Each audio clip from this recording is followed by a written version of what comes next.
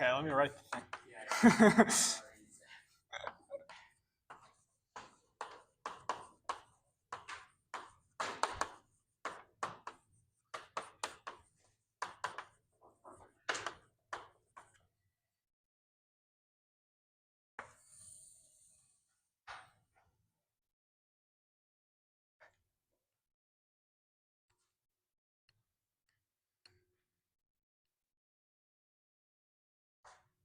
Okay, so thanks everybody for coming. Let me first start by saying, like, the actual technical reason I got interested in thinking about this problem is that what we wanna do is we wanna understand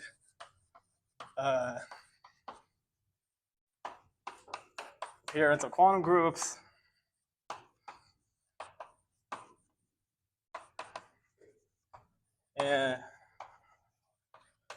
such as Yangian of GLR, some shifted version of this. If you don't know what, so throughout the talk, I'm going to make allusions to shifted Yangian. So it's the kind of thing where if you know what it is, great. If you don't know what it is, just ignore. Or it's affine analog. It's Yangian based on affine Lie algebra. In the context of quantization of some moduli spaces. So in reality, I think this is going to work. I mean, for much more general quantum groups than just this, you can do Yangians based on Lie algebra associated to any quiver. But that will take, first I should convince you that you can first do these two cases, and then 2 weeks from now I'll explain what is like the really general thing. So the kind of interesting thing is that this relates to some pretty classical stuff. So kind of a classical question you can think about is basically describe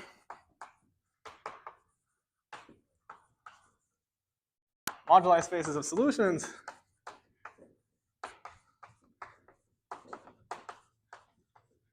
to a gauge theory PDEs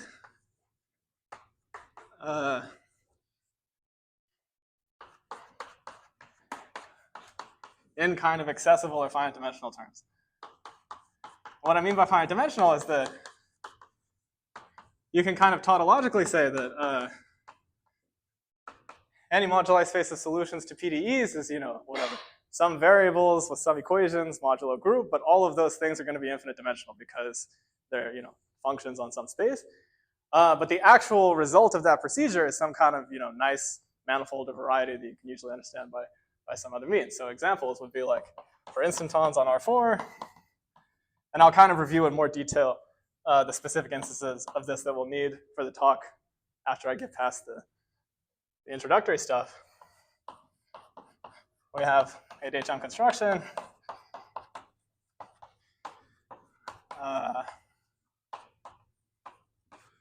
For monopoles on R3, we have stuff like scattering, transform, or NOM equations.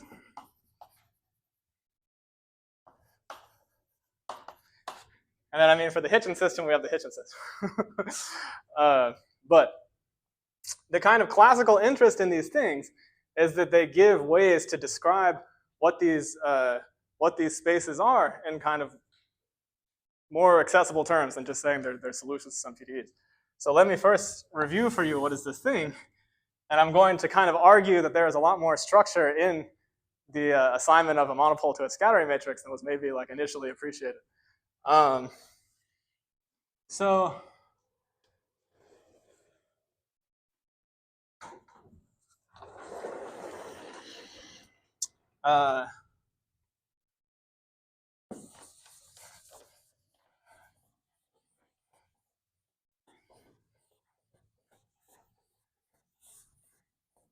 So let me first say what do we mean by monopole. So for moduli monopoles on R3. What is this? This is, you suppose you have some unitary vector bundle.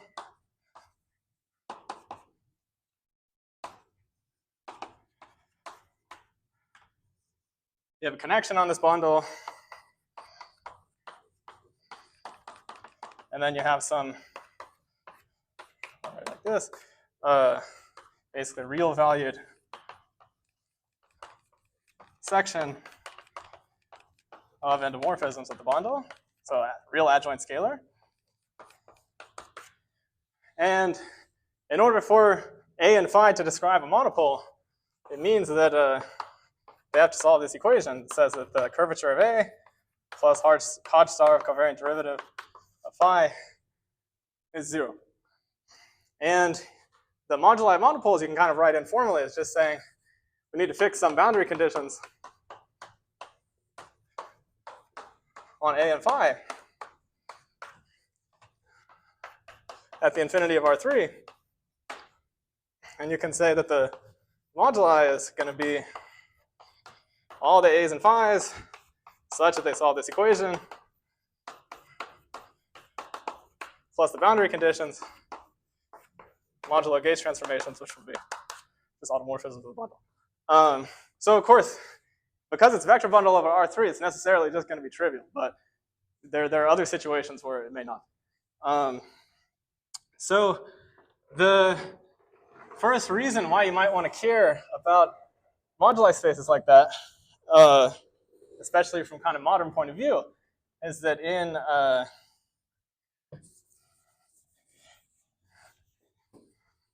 they give, in particular, objects of interest in representation theory, which are basically symplectic varieties. And the kind of formal argument for, so the claim is that for kind of good enough boundary conditions, this guy is going to be, in particular, a symplectic variety, but it's actually going to be one which comes from a hyperkähler manifold, if you want to stay in the smooth setting. And the kind of argument for why that's true, again, formally, is that you can consider this very large space, which just consists of all possible connections and scalars, some kind of infinite dimensional but linear thing. On this, you have triplet of symplectic forms given by basically just integrating over R3, some stuff like this.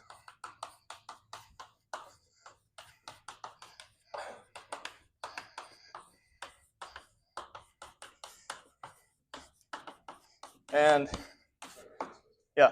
So when you say unit complex bundle is yeah. Complex bundle with reduction of structure group to UR. Actually, let me say rank is R, called R. So I just mean vector bundle structure group UR.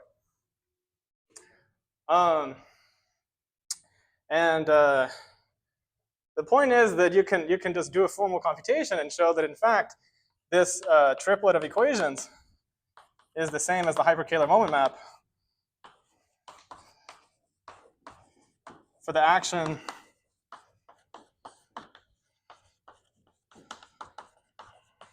of all the automorphisms of E on A. And so that, yeah.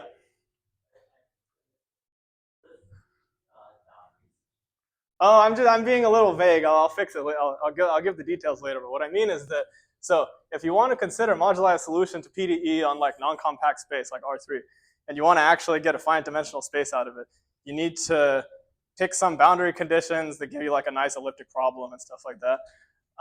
So I'm being vague about what they are now because it'll just, I don't want to make the detour into saying what you have to do to define them. But when it is actually important, I will say what they are.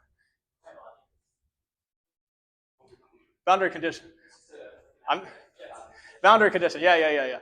So in particular, sorry, the one I'll be interested in will be labeled by a choice of co-weight of the group. So yeah. And that's not God. That's good. Sorry. There's no God boundary condition. They're all same. Okay, thank you. When you do something similar, some domain will not be. Oh, if you want to replace R3 by a domain? Yes, I mean, like, so in particular, we'll need, it works also for the case of R3 minus some points with some care about what happens at the points. The main thing you have to be careful about is that in order for this to be an honest hyperkähler moment map, you just need to have some argument that boundary terms and integration by parts will go away, right? But otherwise, it's, yeah. Right. So because it's hyperkähler manifold, so maybe one other comment is that you see here that the triplet, so I is an index which goes from 1 to 3, just like vector index for the R3. And what you see here is that the triplet of symplectic forms on this guy is actually rotated by the SO3 group of rotations on the R3.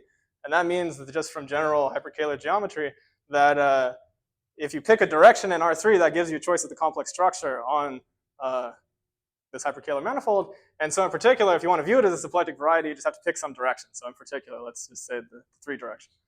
Then omega 3 becomes the Kähler form for that complex structure. So in the kind of historical reason people cared about scattering transform is because it lets you say kind of in intrinsic algebra geometric terms, what is that symplectic variety? And now I'll just tell you how that goes. But before doing that, yeah. So omega I is supposed to be a symplectic form, or is it the input of omega? It's a symplectic form on this like infinite dimensional manifold. So it takes in 2 vector fields and gives you back number. But the point, I'm just using this as shorthand for you know, you can think of like delta AI of x as like a dx on this space.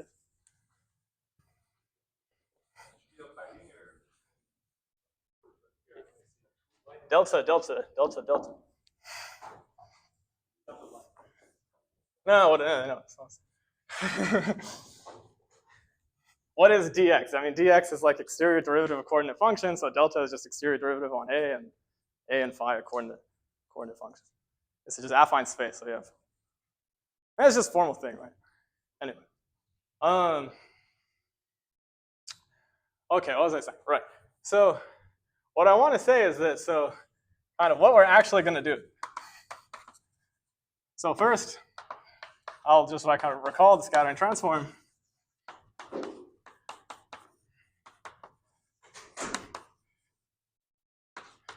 For monopoles. And maybe to just be more concrete than I'm currently being, the statement, which is kind of well known in the literature that comes from this, is that for the correct choice of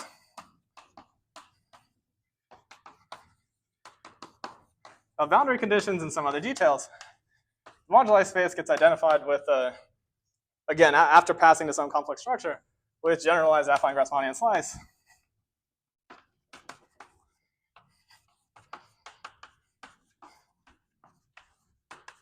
For, I'll just say GLR. You can do this for more general groups, but everything I just want to do type A. And that's one thing, but in fact, it gives you a lot more than this because it's sort of a known statement in affine Grassmannian context that if you study quantization of slices of affine Grassmannian, that thing's going to be like a quotient of a shifted Yangian. And the point is that if you just pay more attention to what you're actually doing when you make the scattering transform, this becomes almost tautology. So the actual monopole scattering matrix, which I'll review the definition of in a second, is basically a semi-classical, depending how you want to think, R or T matrix for the shifted Yangian of GLR.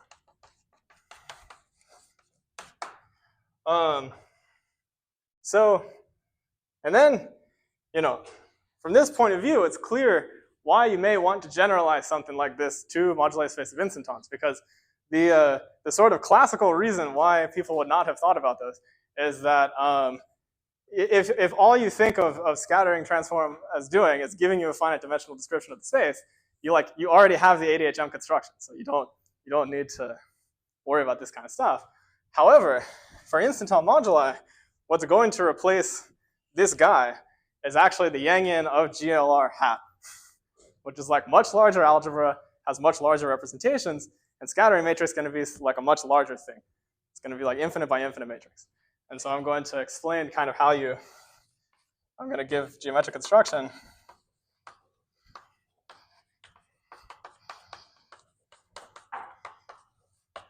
of R matrices for this kind of stuff.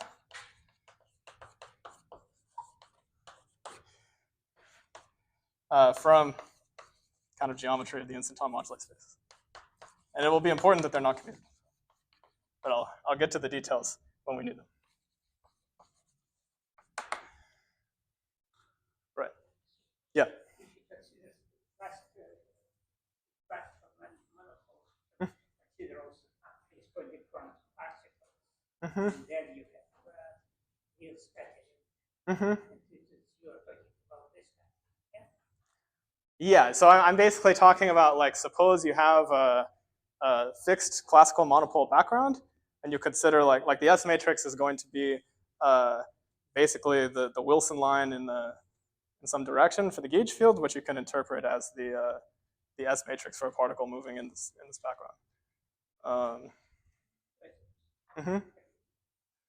Let me continue the question. If you have an instanton, you do not have corresponding quantum particles. So I don't quite understand. Yeah. So I'll get to this kind of thing. Yeah. That's the key. That's the key point that makes this hard. Okay. Right. So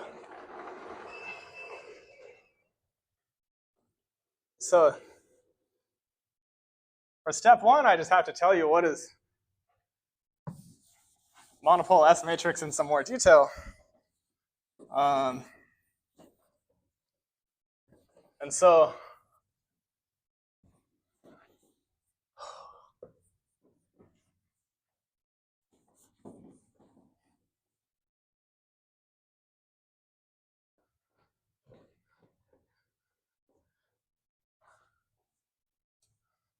first I have to tell you what are the boundary conditions in more detail to say precisely which space we want to study. So again, we're on R3, we have A and phi, they solve the equation, and we want to impose that as you go, so R is just radial coordinate. So I'm using symbol R for both the radial coordinate and rank of the group, but I hope this will not confuse anybody. So this thing approaches some diagonal matrix minus I mu over 2R plus smaller, where mu is a coed. So mu is the coed of GLR. And in fact, I can do something a little bit more general, and I can work on, in principle, R3 minus points, or maybe just R3 minus origin.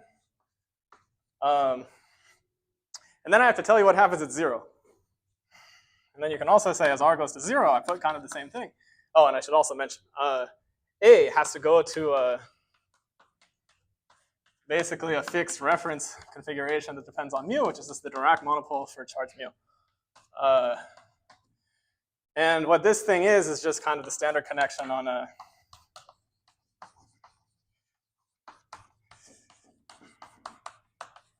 so remember, we're in GLR, so coed is just a bunch of numbers.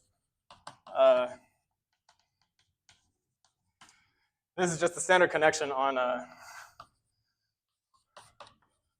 O minus mu up to O minus mu R over P1. And we think of this P1 as like the S2 at the infinity of R3. Okay. And as R goes to 0, you want to say that instead of this being some like asymptotic value, you want to allow these to become singular, but only in a prescribed way. You want to say it's the same kind of thing, but with some other co-weight. So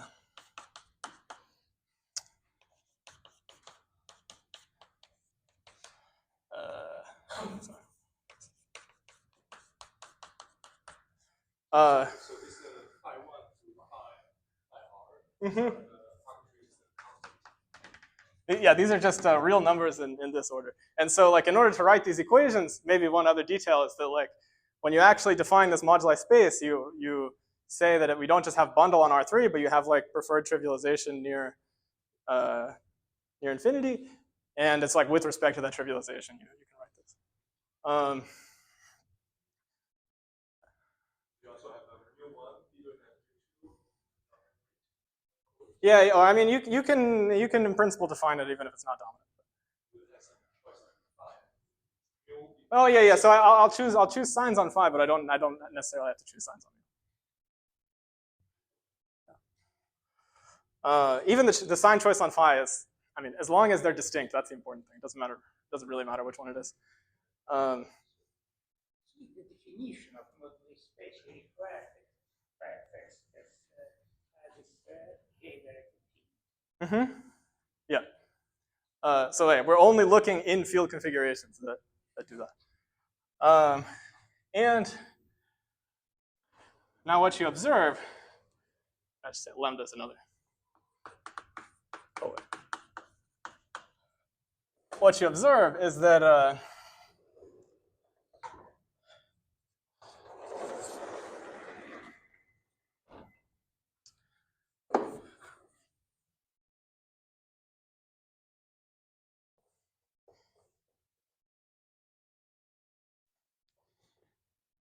since we just want to describe this thing as complex manifold, we're allowed to pick out direction in R3. So if you pick vertical direction, and we split R3 as R times C, and you pick coordinates like Y and U in there, then the equations that we're studying just say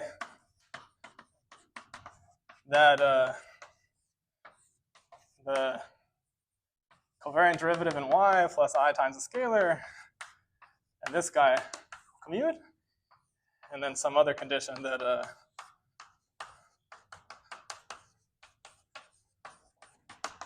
that's 0. Yeah. Are you like looking at the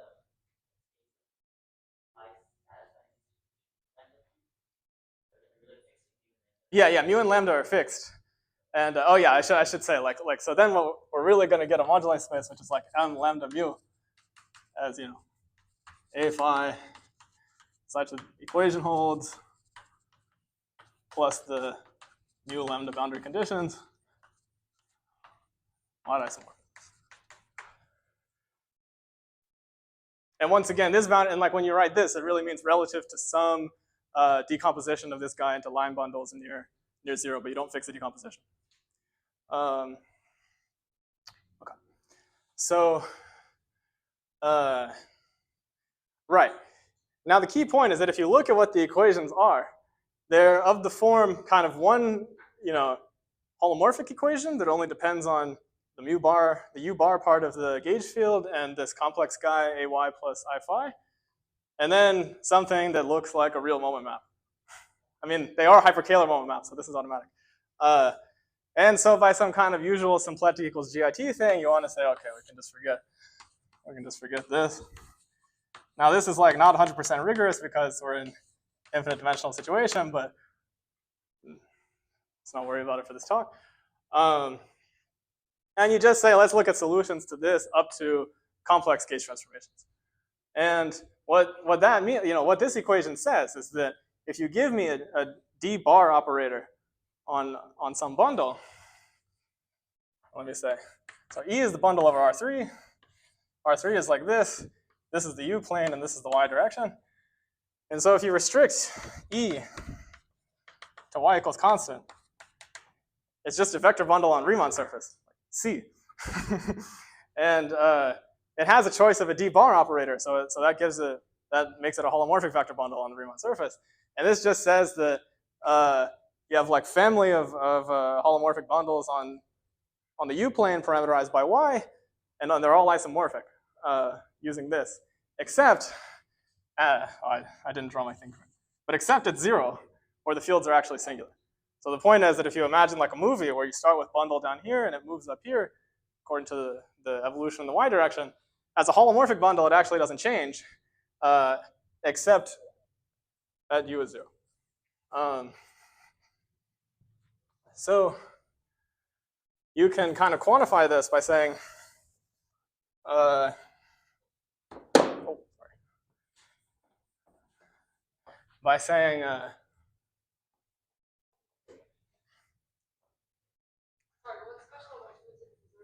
I put the Dirac singularity there. Yeah, I put them all at 0. And they're all on top of each other in the Y direction. Is that what you're talking about? Yeah, I could in principle split them in the Y direction, and I'm not going to. Okay. Right. So the only thing special about 0 is that if lambda is 0, then there's nothing special about 0. Right. Okay. So yeah.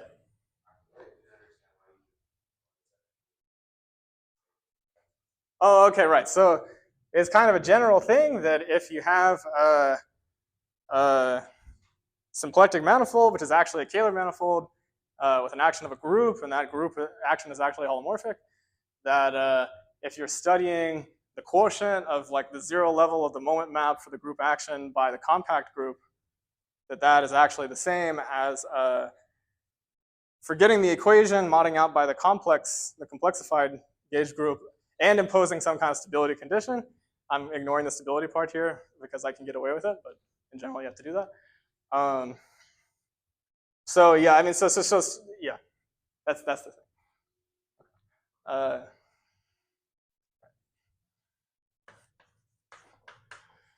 So the way you actually define S matrix is you just pick some line in here. It's some fixed value of U. Call it gamma mu. U, I mean. And you form the holonomy of the, let me just write like this, of the AY plus I phi along that line, right? So what this really is kind of about is what this thing describes is the analytic continuation of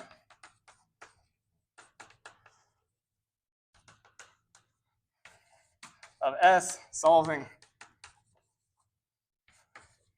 this equation as you go from y is minus infinity to y is plus infinity. And the idea is that in order for this to really make sense, I need to fix some value of u. So I really have like family of differential operators that lives over the u plane. And I ask basically how does their kernel vary as I change u. Right. You could say the u plane is the moduli space of vertical lines. Anyway. So now the key point is that because you have this equation, what this tells you is that this thing, if you work in a holomorphic trivialization of the bundle, is just an actual holomorphic function of u. So that's like analytic in u. And the idea of scattering transform is that you can just use the boundary conditions to say where its singularities are, and you can apply some kind of, if I have like analytic function and I know how it blows up, then up to regular stuff, I know what the function is. And so what you can show that the boundary conditions imply the following, which again depend on lambda and mu.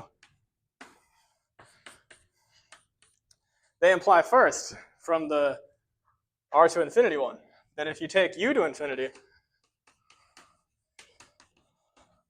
then S actually has Gauss factorization.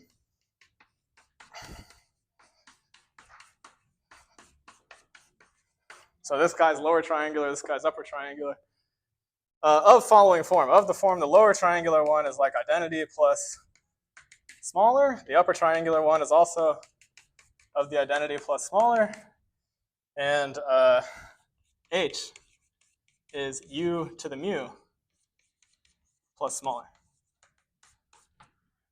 So in order to really write S as a matrix, like what's implicit in this statement is that you actually have a canonical trivialization of E in both the y to plus infinity and y to minus infinity regions, which is moreover holomorphic and such that this is true.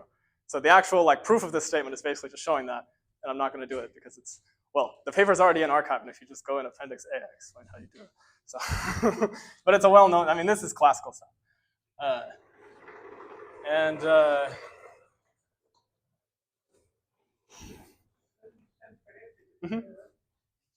everything was classical.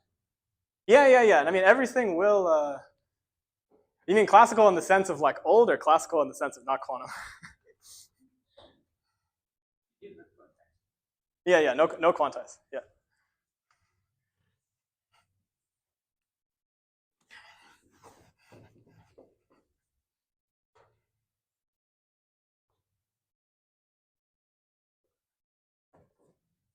So, condition number 2 is that S of U has to belong to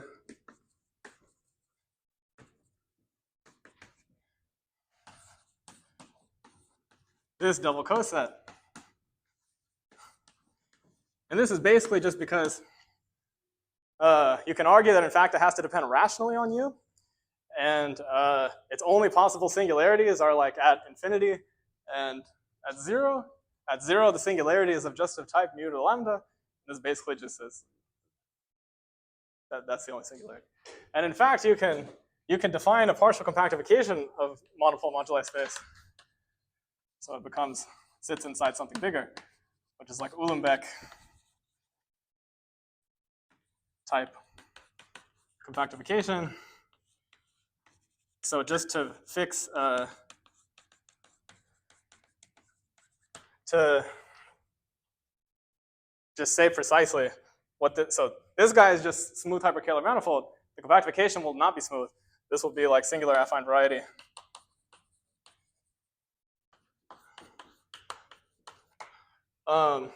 And you get the compactification just by taking closure. Informally, that just means if it lies in this double coset, that means its pole at 0 is of order like exactly equal to lambda. And if you take closure, that just means pole is of order like, you know, at most lambda or something. And now the point is that this guy, You mean the space you got originally is not compact. You have to, yeah, it's missing some parts. yeah.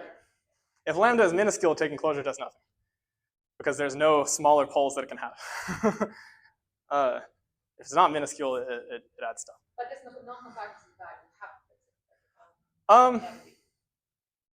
fix it. You should fix it. Yeah. Right. And so the important thing is that if you just look at this, I'm going to write this condition in a very abbreviated way as saying. So I'm going to define B plus.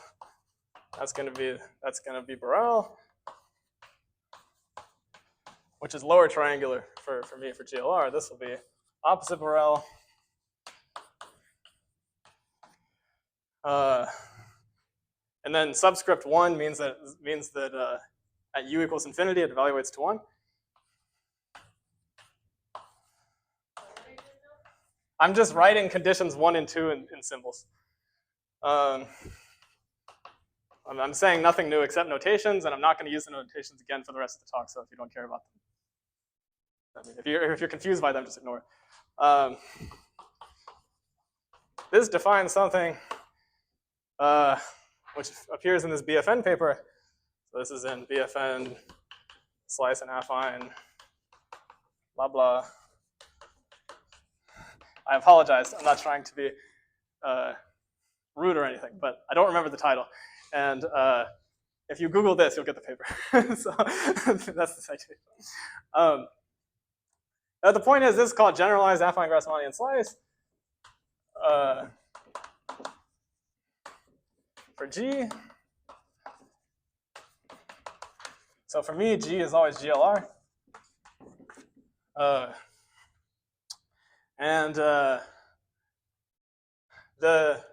point is that what the assignment of monopoles to scattering matrix shows is that you have a map from monopole moduli space to that. And then conjecturally, I mean, it's a very, this is kind of folklore, but nobody's really written the details, but it's probably fine, is that it identifies this thing with that. And so that you can really view the generalized affine Grassmannian slice as just the kind of Uhlenbeck type compactification of monopole moduli space. The actual monopole moduli space is the smooth locus inside this thing. So this is all, I would say, reasonably well known. Like even in this paper, they kind of allude to how you get this from monopoles. But maybe one feature of this that I want to point out is that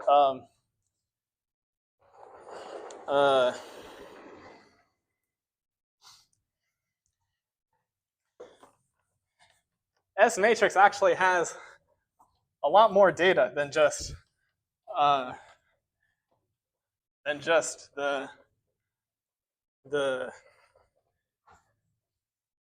isomorphism class of the monopole moduli space as a complex manifold. It knows about the well, it interacts meaningfully with the symplectic structure on this monopole moduli space. Because I said in the beginning, just by abstract reasons, we're going to get complex symplectic variety out of this thing. And a kind of reasonable question you can ask is like, what does the Poisson bracket on functions look like on this variety?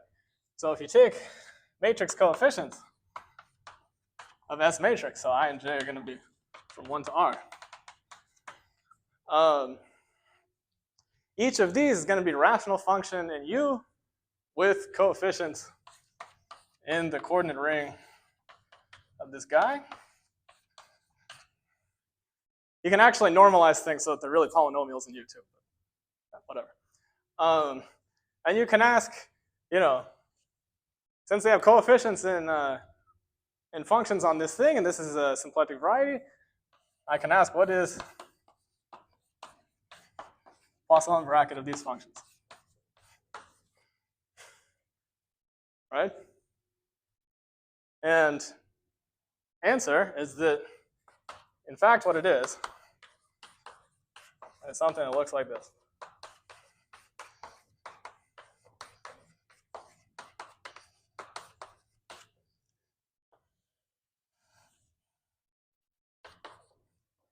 And then actually there's a correction, but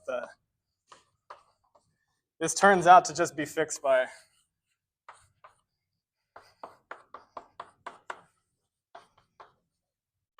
degree. What I mean by degree is that these are rational functions of some degree in U and V. This is also a rational function of some degree. And it may just be that for just kind of trivial reasons, the degrees do not align. But there's basically no more information in the Poisson bracket than in the Poisson brackets of functions whose degrees do align. And so what that means is you can just write a correction that takes into account the degrees. But you can ignore this. Like you lose almost nothing by just pretending that's 0. And the kind of key observation is that this thing is really the same as the. I guess this is old, so I can erase that.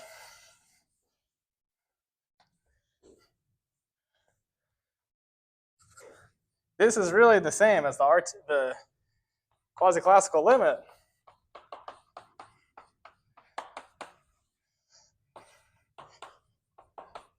of the RTT relation in the Yangian of GLR. And what that means is that if you want to say that the affine Grassmannian slice or monopole moduli space or whatever has something to do with the Yangian, you can almost just tautologically do this by constructing the scattering matrix. And the reason for that is that the Yangian is more or less just, well, for GLR, the Yangian is basically just defined as like the algebra generated by matrix elements of T matrices satisfying RTT. So the kind of corresponding statement you get is the quantization. So because you can show that this guy can be identified with the BFN Coulomb branch, it has kind of a canonical choice of quantization by doing that. and you can show its quantization is basically a quotient of a shifted version of GLR. And again, just the shift is just something calculated in terms of lambda and mu, and if it's your first time, well, it's mu, but if you it's your first time seeing this, just ignore it. Okay, and yeah. Probably this means that before taking spinning, you also have some intrinsic physical quantity that is supposed to quantize. Yeah. Some like intrinsically quantized definition of monopole as matrix. Monopoles that you do get particles, scattering particles, and then an intrinsic state that would be the scattering of monopoles can be expressed in terms of Yangian.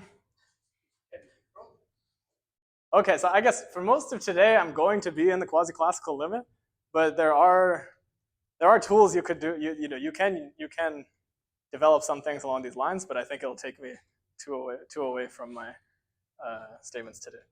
Can you discuss the relation of S to R and T? Yeah, right. So what is RTT? So this will go on the backboard because I'm not going to use it again. So our matrix for the Yangian of GLR. Oh, well, to do that, I have to say what is the R matrix. So our matrix for Yangian of GLR is just following matrix. It's just U minus let's say permutation matrix divided by all right, some parameter. Epsilon is going to be quantization parameter.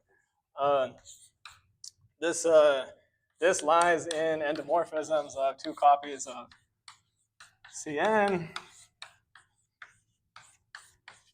over rational functions of U. And RTT relation is like, suppose you have some T, which basically belongs to endomorphisms of some Cn. In principle, tensor just any algebra over U. Then you can write down following thing. You can just say R1, 2, U, T1, T2 of U, or what I mean by T. So T1 means T tensor 1. Oh, sorry. T tensor 1 and T2 means. Huh? What is N? Oh yeah, sure. This is little r. Thanks.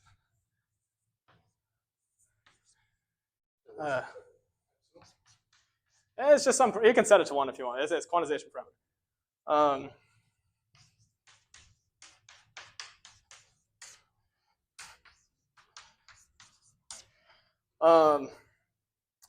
And the key, yeah. A is just like any. A is just any algebra. I'm just saying what the RTT relation is. For this, I don't need to fix what is Yangian.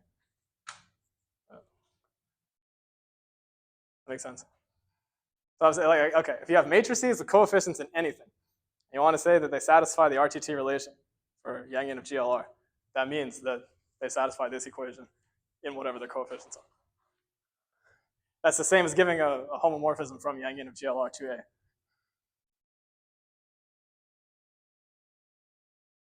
And I should also say you need of the form. So to really get Yangian of GLR, you need this to be of the form identity plus smaller. Okay. Shift comes about when you let that not be the identity. Okay. Good. And so the point is that like this is this is basically equivalent to a commutation relation among the T's. But when you've written it in this way, it's in this kind of Yang-Baxter form. So, I should say, sorry, I messed up the. Nobody caught me. You need two different variables. This just gives you the commutation relations among matrix elements of the T's, but it puts them in a kind of Yang-Baxter form, which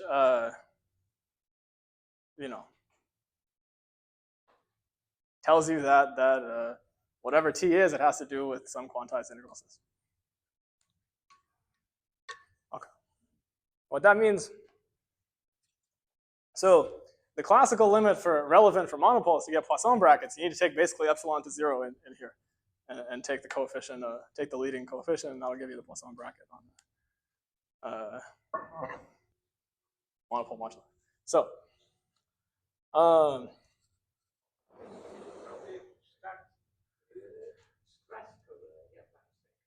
mhm.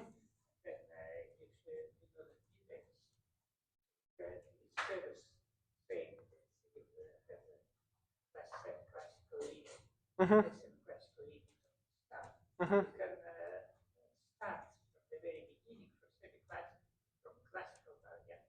No, yeah, totally, right. Yeah.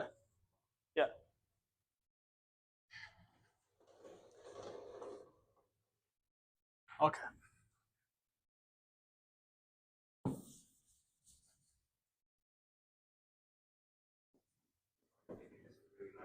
Mm-hmm.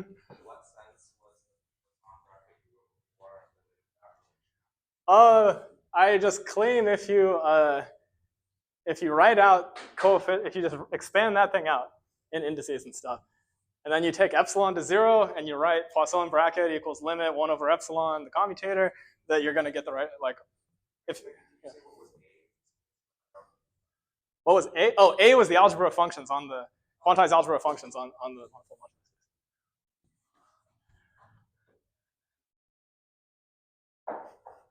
So the point is, if you want to show that some algebra has a homomorphism from Yangian, you just need to cook up a matrix like so with coefficients in that algebra satisfying those equations. And right, maybe I want to explain what this has to do with integrability in just the simplest example, which will also, this was like the strongest motivation for the construction, the actual new construction I'll explain after this. So we can consider, GL or U2 monopoles, right? And I'll go ahead and actually set lambda 0, meaning no singularity at the origin.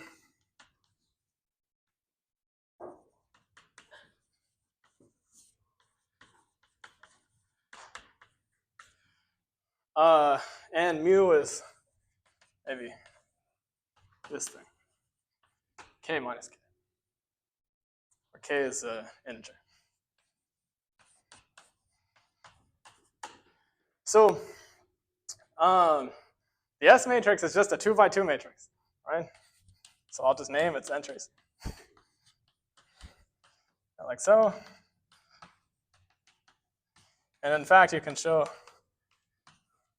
the degree, like if you rewrite this conditions about the Gauss factorization and stuff, in terms of components, it just means the degrees of this is going to be, sorry, this guy is monic, degree this thing plus smaller. These are all entries are polynomial. All entries are polynomial in U. This thing is monic of degree k. And the degrees of the U's are at most k minus 1.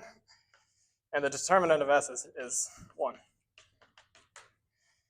In general, if you keep lambda not 0, the first, that, and that will basically still be true as long as the sign on lambda is chosen correctly. And determinant of S is just going to be U, like U to some power. Okay. This thing, so this actually gives you the complete list. If you take coefficients in here, that gives you the complete list of equations cutting out monopole moduli as a affine variety. In this case, it's actually smooth. And their kind of classical statement is that this is a monopole moduli space, which M and M bar are the same here. So this is lambda is 0, mu is anything. And for rank 2, so let me write this. It's just M k minus k. So it's kind of a classical statement that this is also the completed phase space of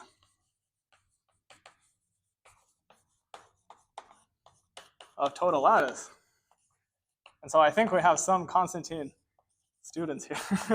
So I think we're all experts on Tota. So anyway, let me explain how this comes about in this setting. The idea is, well, you just have for k equals 1. Monopole S matrix takes very simple form. You can just, these conditions say it must look like this. And the RTT Poisson bracket forces the Poisson bracket to be kind of usual thing. So this identifies M11 as just T star, C star, symplectic variety.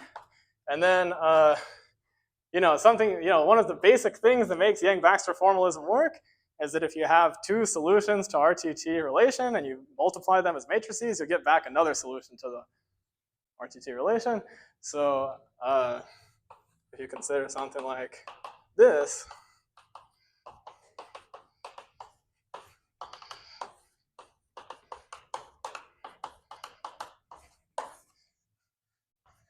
and you just call that S, this defines a map, which is actually the inclusion of an open subset from M to the K 1 into MKK, or K minus K, sorry, minus 1. Yeah. This is sometimes called multiplication map for obvious, obvious reason. And the important thing is if you look at just the vacuum matrix, if you look at the top left matrix coefficient, right? That's just going to be some monic polynomial with some coefficients, and then exercise if you're bored is just check that in fact those coefficients are just the standard Hamiltonians of total lattice. So the important thing is that the scattering matrix construction tells you, you have some like monopole moduli space is an integrable system for basically abstract reasons.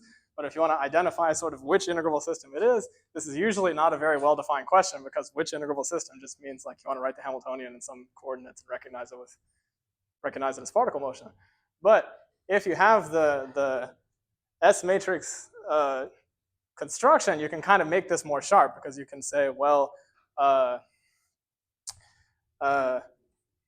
sort of coordinate form of the integrable system is just the open locus in the moduli space where the S matrix actually factors.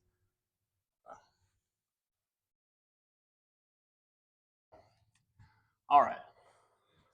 Yeah. So, you said in general for this S matrix, Mm-hmm. when you use absolute values, you want S to have some composition. Mm-hmm. Diagonal. Yeah, and so I'm just claiming that if you just write, so like for a 2x2 matrix, you can just write what the things in the Gauss decomposition are. And I claim if you just rewrite that condition in terms of components, yeah.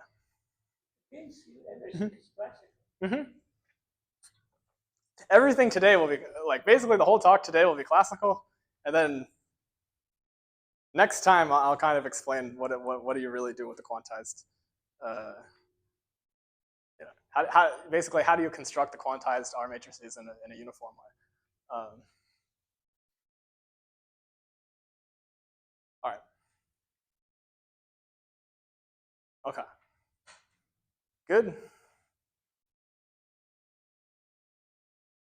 So the key point is that like what makes monopole S matrix like a good object is that you can recognize relations of Yangian in it via Poisson brackets. And number two is that the coproduct in the Yangian corresponds to going to an open subset on the monopole moduli space. The coproduct just means multiplying the T matrix. Right. So now what you kind of want to do is you want to generalize this. Because everything I said here, I explained for like the 2x2 case, just so I can write formulas. But it all works basically for classical Lie groups, or I mean just, yeah, like in particular ADE monopoles of any type.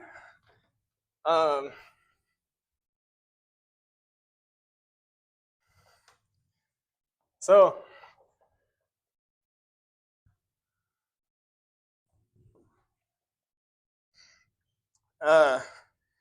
you can ask if we have some kind of statement like AD monopoles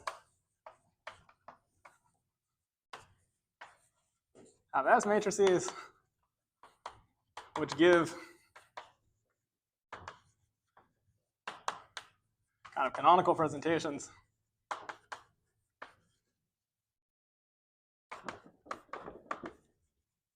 of their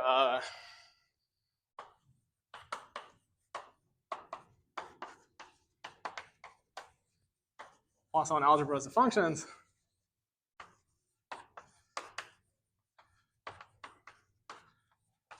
As quotients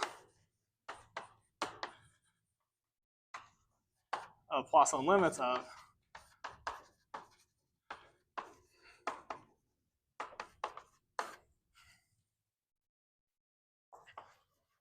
these Yangians. You can ask, what if I now want to promote this from Yangians? So in the modern, let me take 2 steps back. So Yangians of like ADE Lie algebra G is like a very 20th century thing. It's kind of first written down in the context of like algebraic Bethe-Ansatz, stuff like that, and then formalized by Drinfeld and whatever. But in 21st century, we have, for any quiver,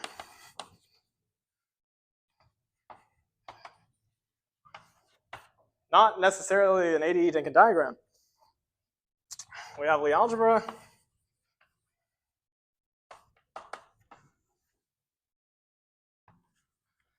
And, well, we don't really have a shifted Yangian, but we do have a Yangian.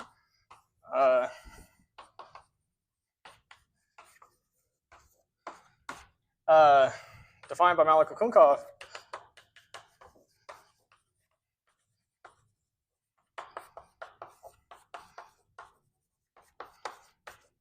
And they basically define it by just saying what its R matrices are, okay?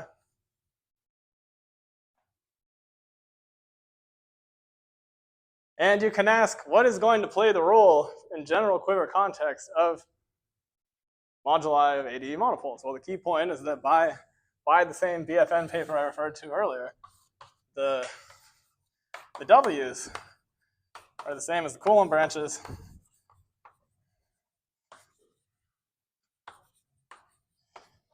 of ADE quiver gauge theories.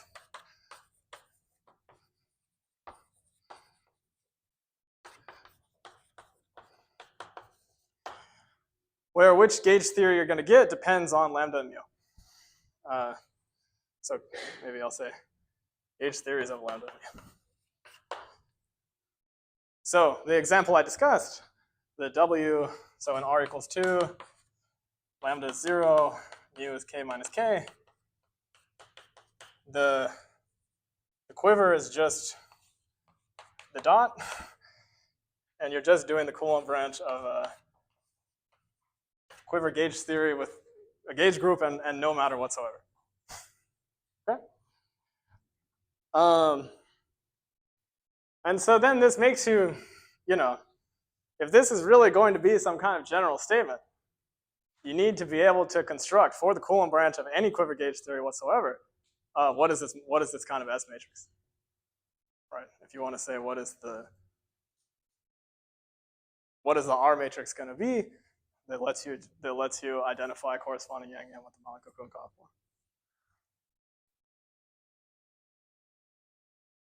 You want to go beyond the classical. Yeah. So next time I'll tell you what you really need to do in the quantized case and for general quivers. If I throw all of that, if I turn all of that on right away, this will be maybe a little too much. So in order first to convince yourself that this is actually something that has a chance of working, you need to check that it's going to work in the simplest non-classical quiver, which is affine type A. Right?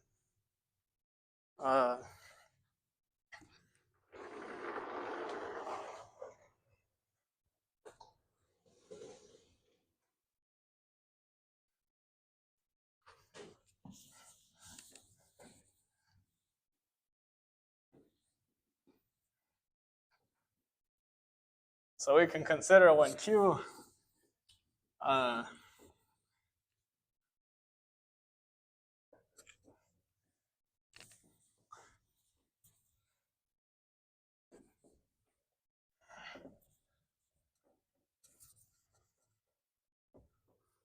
when Q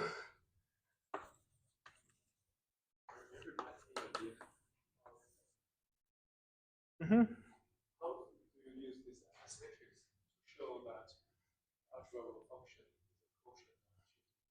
Okay, so in the case of Yangian of GLR, the entire relations in the Yangian is just the RTT equals TTR. So to give a homomorphism from the Yangian to any algebra, you just need to construct a matrix with coefficients in that algebra over rational functions of U, satisfying those relations. And then maybe, or the Poisson one, and the Poisson, whatever. And it is, and that's essentially the proof, because you just then observe that the matrix elements of basically by definition of this affine Grassmannian slice, the matrix elements of the S matrix are going to generate the coordinate ring. So that's it. You're saying you need to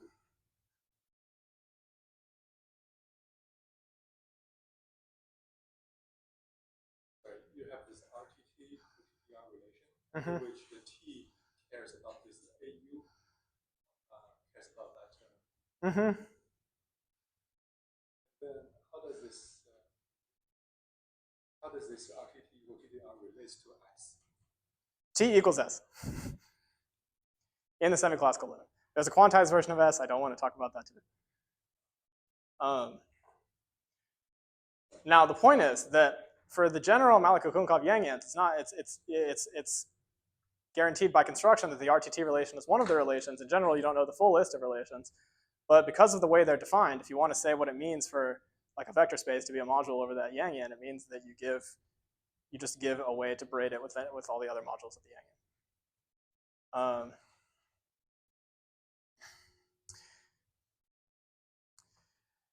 And right, so in particular, if you want to say that quantized coordinate ring of some other space has to do with some other Malikov-Kunkov Yangian, you basically have to produce some matrix which now operates on some other vector space where that Yangian acts, satisfying the Yang-Baxter with Malikov-Kunkov's R matrices. So in the way I'm presenting this now, this sounds very hard, and it would actually be very hard to do this if you literally are doing things along the lines that I'm doing in this talk. There is a shortcut you can take, which is the next talk, to do this in a much more efficient way. But what I'm trying to explain here is that this is still like a non-trivial question of classical interest for like simple enough quivers. For general quiver, I mean, there's no moduli interpretation of the Coulomb branch, but for like affine ADE quivers, there is one, but it's instantons instead of monopoles. So,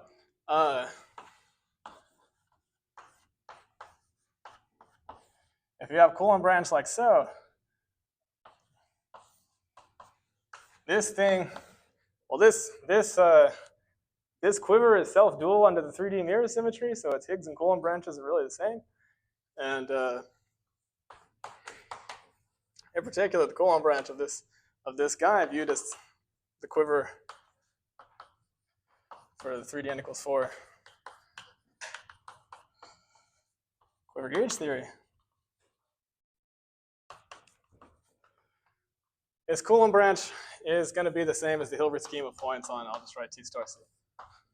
So Coulomb branches also come in deformation families. You can take the kind of generic affine deformation, and what that's going to do is replace T star C by the non-commutative deformation of T star C. So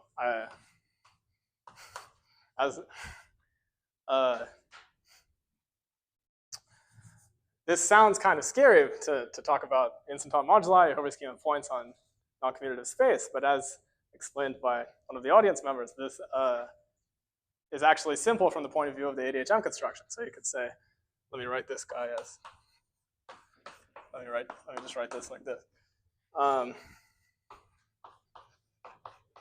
This thing is going to be, in terms of ADHM matrices, just tuples of matrices and two copies of,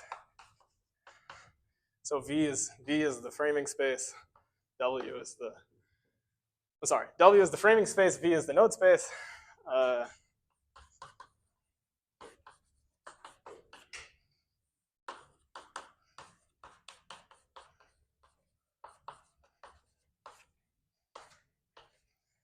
Modulo this stuff.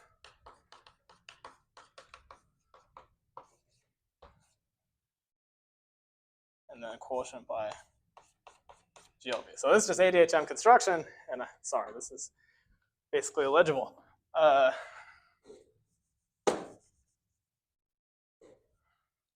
You basically all you do is you change the level of moment map to some non-zero guy. So what's kind of funny is that as an actual, this thing is still just an affine variety, but it's a moduli space of things which live on a non-commutative space. So there's a separate question you can ask, which is how do you quantize, this thing?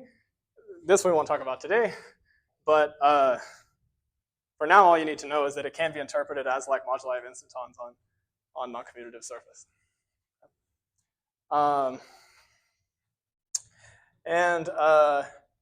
Right. So the goal is to produce an S matrix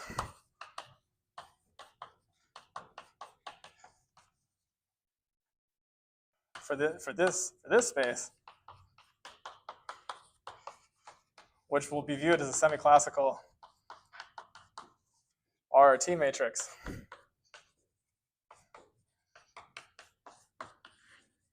For in fact, if you want to be tight, like one shifted affine Yangian of GL1 hat. Okay.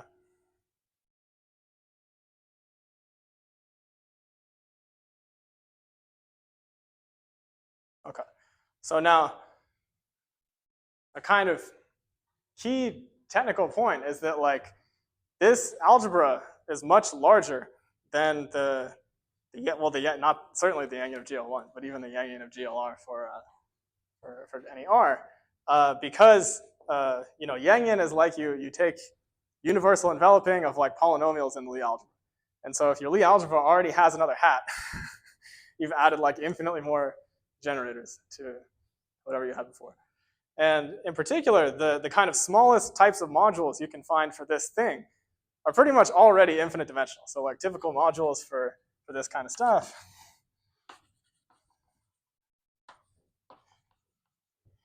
are, for example, like the Fox, like free boson or free fermion Fox phase.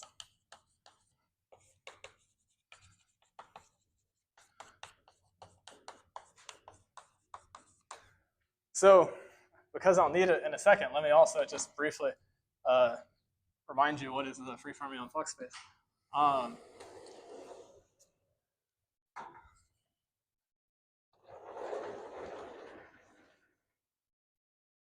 But in particular, what this means is you want some matrix that operates on there, so it's like infinite by infinite matrix. You want every matrix element to be a function which depends on some spectral variable with coefficients in functions on the moduli space of instantons, such that the RTT relation with some giant R matrix defined by Malika-Kunkov captures the Poisson bracket on the moduli space of instantons. This makes sense.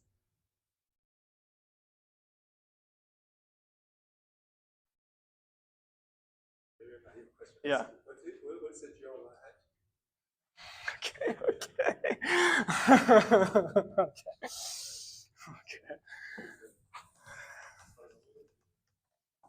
Yeah, so GL1 hat is like central extension of loops in GL1. So GL1 hat is Lie algebra. It has generators given by alpha m, the m's as integers, and they satisfy this commutative. Yeah. And so the point is, when you have Yangian of G, you should think of this as like deformation of a universal enveloping of polynomial loops in the Lie algebra. And so the point is, if the Lie algebra already has loops, this is like, a double loop thing. Okay. So if you wanted to kind of naively just do affine Grassmannian stuff and lift it, it's going to be quite hard, because then you have to say, like, what is a double affine Grassmannian, stuff like this. This is notoriously a not easy question to answer. Okay.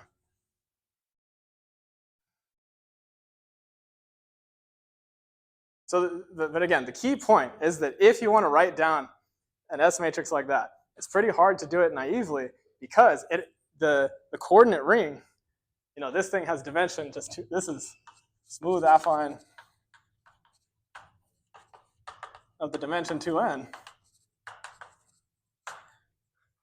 which is of basically like the same, roughly same size as the coordinate ring of the Coulomb branch itself.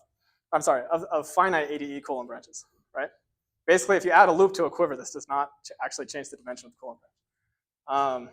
But you're looking for a matrix of way, way, way, way larger size, right? So if you were just kind of like naively write down some set of generators and organize them into a matrix, this would be like an enormously, it would be like infinite set of generators with infinitely many equations, and this is maybe not what you want to do. Nonetheless, the actual matrix itself has like a simple geometric construction. That's the point.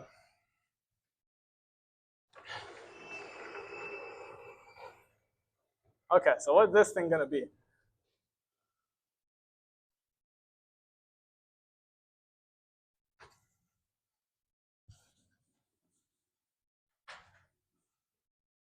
And since I wrote what is GL1 hat, I also will remind what is the free fermion Fock space, because this is just some background we'll need. So I'll write F. This is the free fermion Fock space.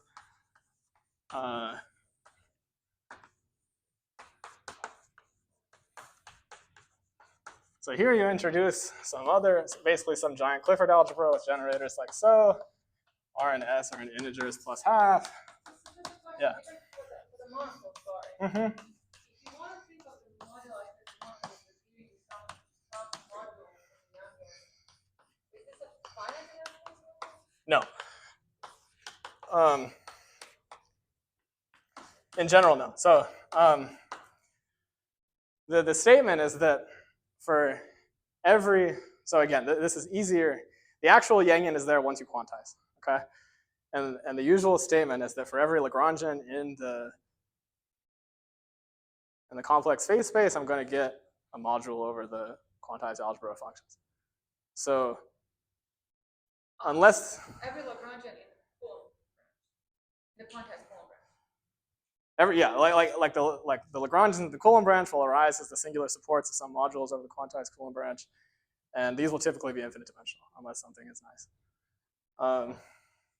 For every Lagrangian in the Coulomb branch, there's one Lagrangian. Yeah. And so, and what makes these harder to describe than now there are many modules for these Yangians that come from sort of nice objects. Do you know what is? Yeah, so like for example, if you pick a stable envelope Lagrangian in the Coulomb branch, that module will be the cohomology of some nice moduli space, which is that's next time. What I'm saying here is just an algebraic statement about the Coulomb branch algebra itself. So in particular, it holds for all of these modules. These Yangians and quantum alignments, they were discovered as some kind of few deformations of quantum group symmetries. Do these weird modules survive? If you can, taking Q to 1 in that sense. You mean like if I just want UQ of G or something like that? Yeah. Okay, so if you want UQ, so these modules in that context are analogous to saying if you there are ways to get UQ of G out of quantization of the moduli space of flat connections on surfaces. And if you pick like some totally weird Lagrangian inside the moduli flat connections, that's the analog of picking some totally weird Lagrangian inside the cool Lagrangian. You can think of this as some kind of like more infinite dimensional looped up version of this, because instead of just the UQ of G, you have this whole, you have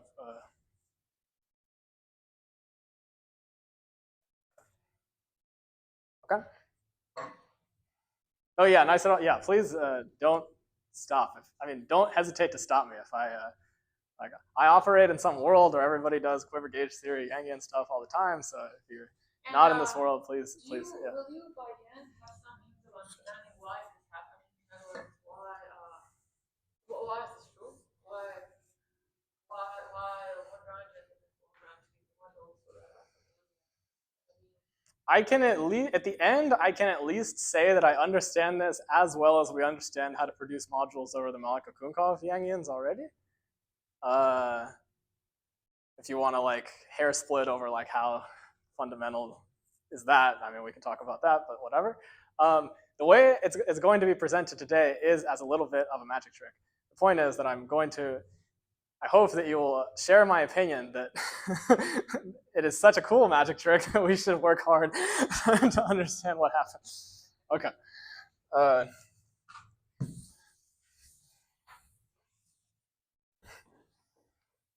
Okay.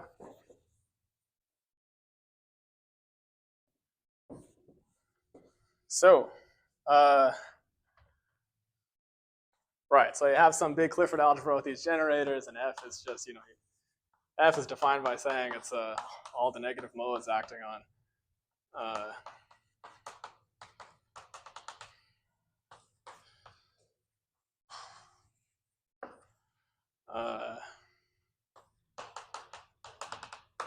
vacuum, where the vacuum was killed by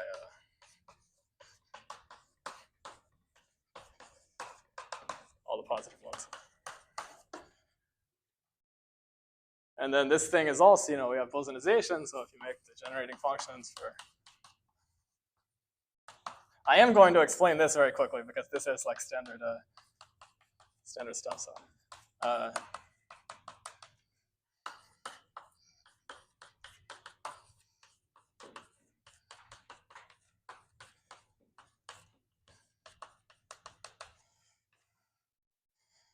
you can make the normal order product of these guys, expand it in terms of modes, and then the claim is that these generate the GL1 hat, and that as the module over the GL1 hat, this thing decomposes as the sum over fn's, where here alpha 0 acts by n. Okay.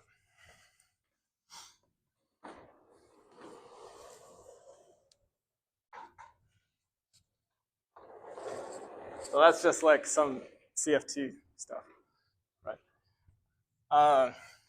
So now, to getting to the actual like point of this talk.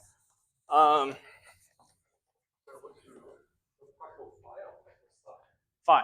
I'm defining a new guy, d phi, by that.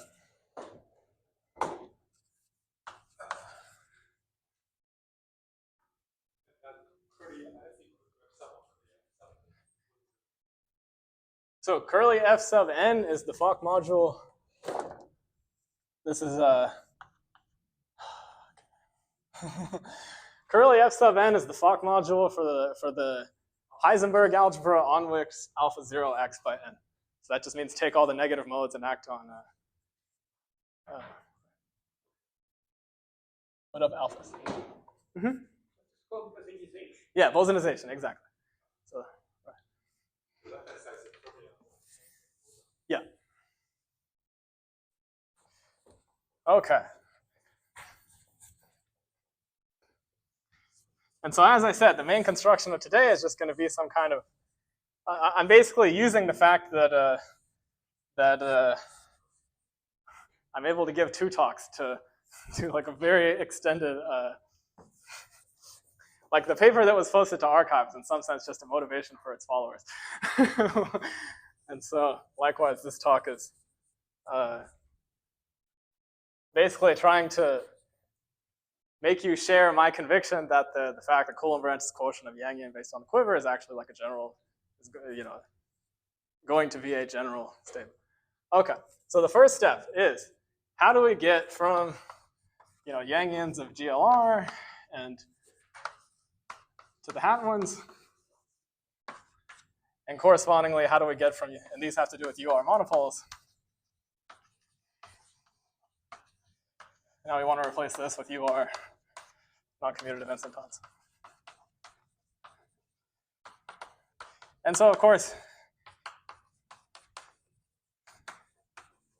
kind of where is the loop here is, of course, a very classical thing, because this is just, you know, one of the ways that the monopole equations were first written down is as the dimensional reduction of the instanton equations. And that means if you look at instantons on any background, which is an S1 fibration over R3, and you look at the S1 invariant solutions to instanton equations, you're going to get some solution to the monopole equations.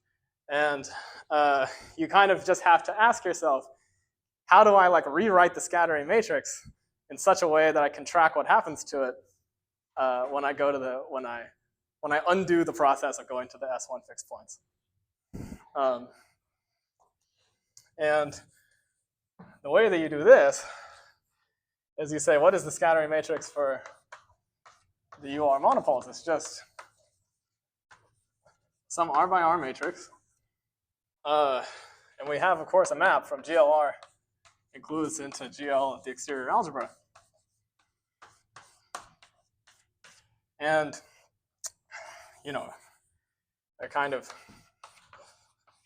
textbook fact is that if you look at the matrix elements of the S matrix viewed as an operator on exterior algebra, well, you can view the exterior algebra as the Hilbert space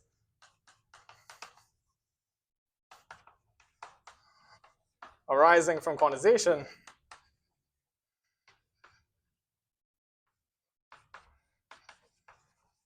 of R component fermions.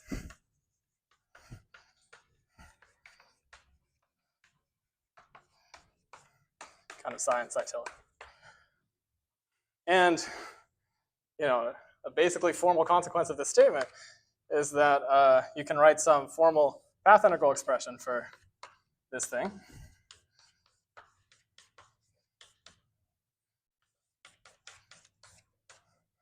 Of the following form. You're integrating over gamma u as before, which is just some line in R3. And your fermions live on that line. They depend on y only. And they're just coupled minimally to the gauge fields. And to get specific matrix element alpha beta, you need to pick some boundary conditions on the fermions, which I'll just very schematically write like this. So all I've said is that if you have, you know, you can read this guy as like time evolution operator for time-dependent Hamiltonian given by ay plus I phi, which with the psi tilde and psi. And if you have matrix element of time evolution operator, that thing is functional integral over paths with some boundary conditions. So now the point is, if you were doing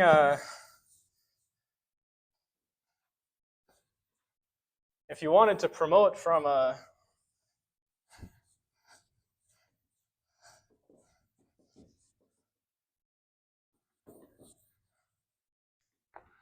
if you wanted to think of monopoles on R3, here with no singularity, just for simplicity, is this as S1 invariant instantons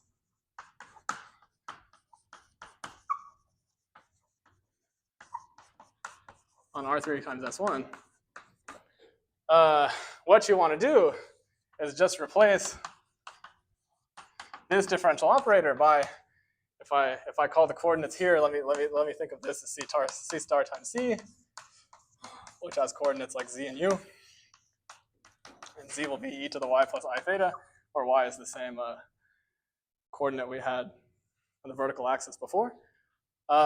This thing just becomes basically dy plus I d theta plus ay plus I a theta.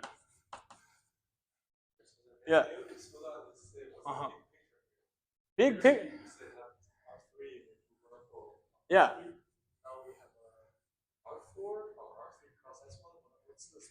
Okay, we're going to do R4 as an intermediate step. I'm going to do R3 cross S1. And I'm trying to say, how do you rewrite the scattering matrix on R3 in a way which suggests what its correct generalization to R3 times S1 or R4 actually is?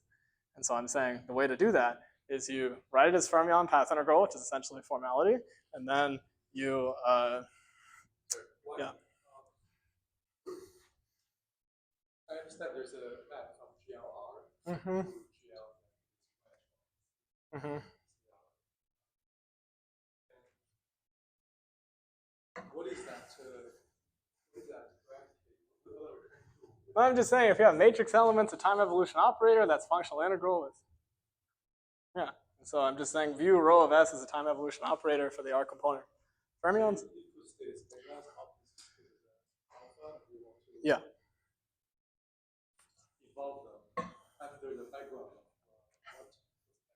The background, yeah, the background is just, so how to say, like, the Hamiltonian is just AY plus I5 for the monopole background. So it's R3. Okay, like you're in R3, you're on a line. The line is fixed by you, right? And then what you say is, I have some holonomy operator on that line, right? Yeah. So you say I have fermions living on that line, and I can rewrite the holonomy as the path integral for the fermions coupled to the bulk gauge fields. Okay. Yeah. All of the monopoles that we're talking about before are related to the exponent variance and solutions to this equation. Yeah. But in general, I guess to think about the entire Uh-huh. you're going to want to consider arbitrary solutions. Yes. That's why, yeah, exactly. And the point is, on an S1 invariant configuration, you can just drop d theta and set that equal to the scalar field, and then it's the same. But on the arbitrary configuration, you can't drop the d theta. Right. But that thing can't be just a trick you come up with, right? Somehow. No, it's not a trick. I mean, of course, there's string embedding and whatever, but I think that would be harder to explain. For this.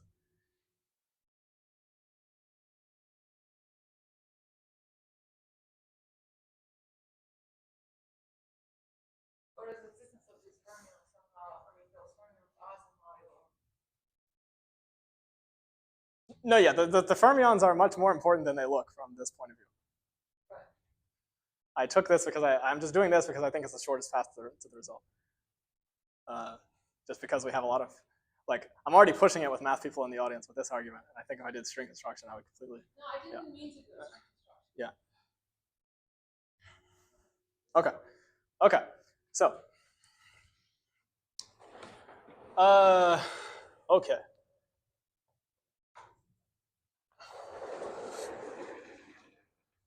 So then, what is this thing? Previously,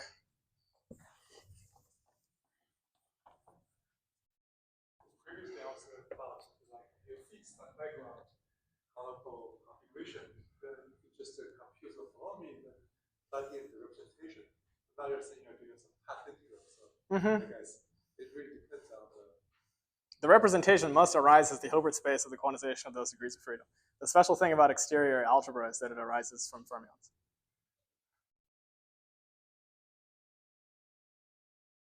I cannot average.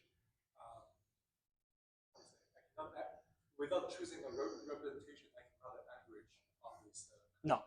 Yeah, it has to be in a representation. Essentially, because you need the matrix elements to be, like, you need the, whatever it is, if you want to write a functional integral expression, you need the matrix elements to be numbers. Right. Of course, you can do, there is a similar functional integral for general representation. It's just fancier. It involves, like, maps to flag and stuff like that. Right. Okay, so the point is that if you look at this, this is just the expression in real coordinates for the d bar operator in the z direction. Right. And so functional integral you're computing now, so now for general instanton background,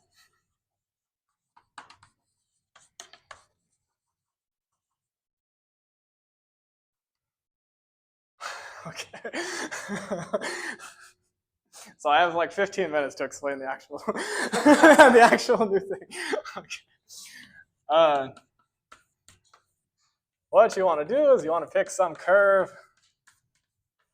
We made it flexible again this time. Oh yeah, if the people aren't, well, I don't, as a typical audience member, I just know that your brain shuts off after, probably by now to be honest, but like,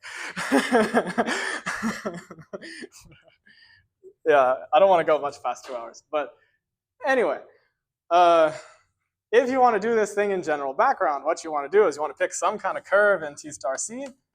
Well, as I've written it here, T star is C star. But now I'm going to do 2 more tricks. I'm going to replace this by T star C. I'm going to make the noncommutative deformation. The reason that's okay is because noncommutative instanton just depends on basically, and then in here I'm going to call the coordinates are now going to be W and Z, and they decided they commute like this. Sorry. The important thing is that if you look at gauge field, even in noncommutative instanton situation, it's just an operator that's a function of these operators. So if you want to say, put it on a curve, and the curve is just given by W equals constant. So this curve. If the curve is just W equals constant, that means in the quantized situation, you just set W is constant plus derivative. So at least formally, what that thing computes for you is a functional determinant of this giant operator, which is like some like awful non-local mess. But the key point is that if you have functional determinants of like Dirac operator or Cauchy-Riemann operator or whatever, you can usually determine these by what in physics literature is referred to as like using anomaly and holomorphy. Or what that means is that if you have determinant of some operator that varies as basically a holomorphic function of some background parameters, you could say, what is a determinant? A determinant has got to be like basically a section of some line bundle which has 0 whenever that thing has non-zero kernel. And then often this more or less characterizes it. It's just like the canonical section of the line bundle twisted by that divisor, defined by that divisor.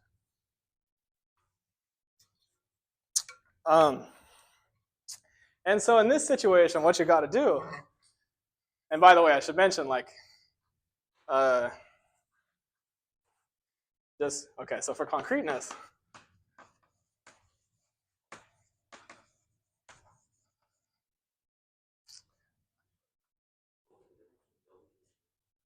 oh, I just kind of renamed you two. There is actually a bigger difference between them, but based on where we're at now, there's absolutely no way I'm going to be able to explain this. Okay. So at least this setup, right? You can in principle contemplate for like general curve.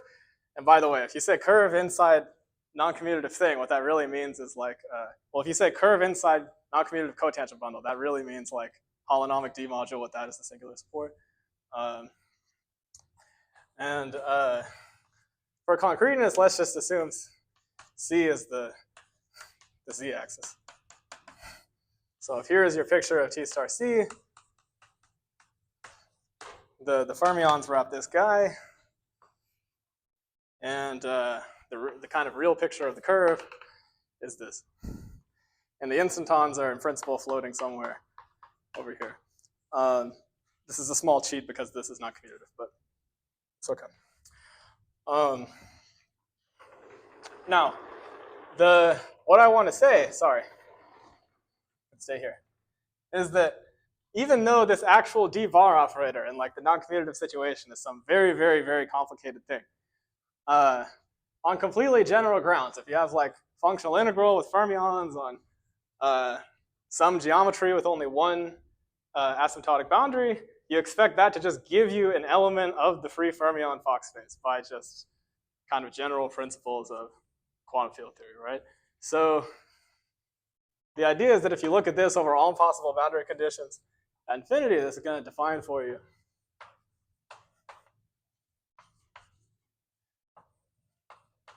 a vector in F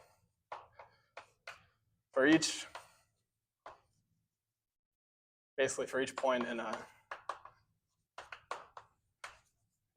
the moduli space of instantons. Oh, yeah, okay, sorry. Yeah. So the reason you want to introduce HR, Mm-hmm. non-zero HR, is what? Just to make things half-line? If H,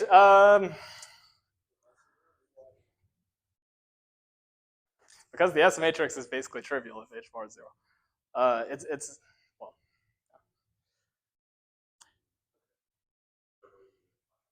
Huh? Well, trivial, I mean like it's proportion. It's just like a scalar times the identity. So in the previous so sorry. I should also have mentioned that I did something slick here. I actually restricted to the rank R equals 1 situation. In general, that would be R.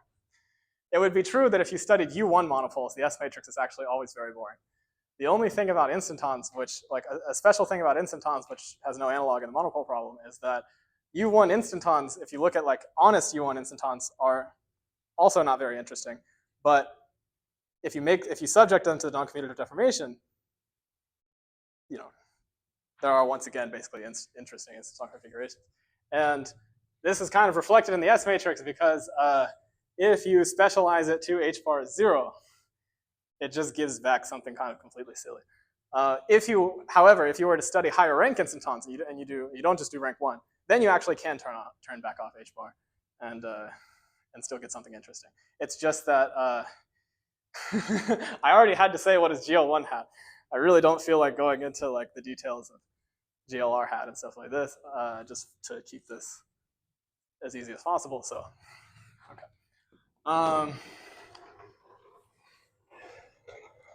Okay.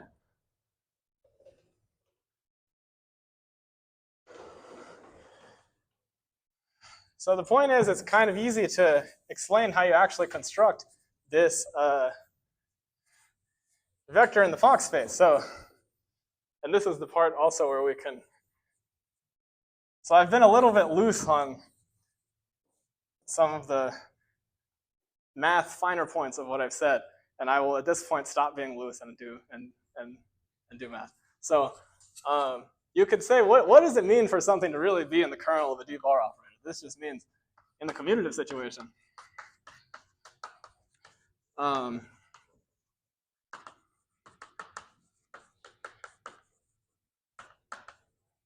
And remember, this is like restricted to W equals 0.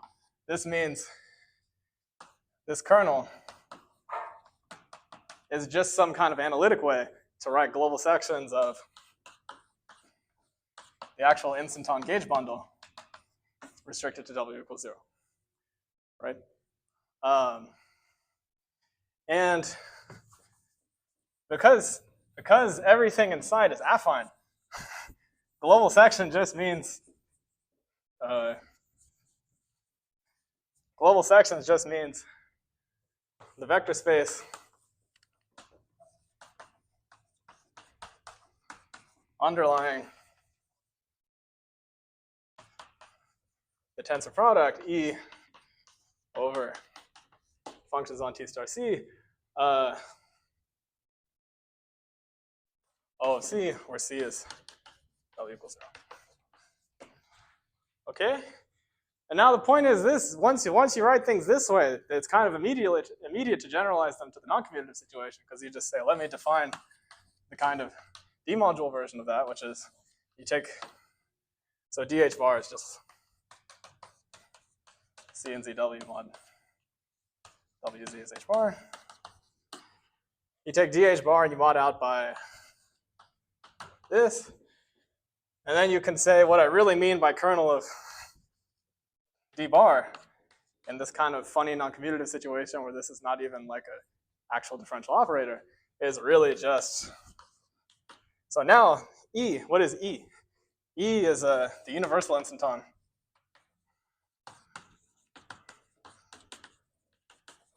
over the Hilbert scheme of points on the non-commutative plane.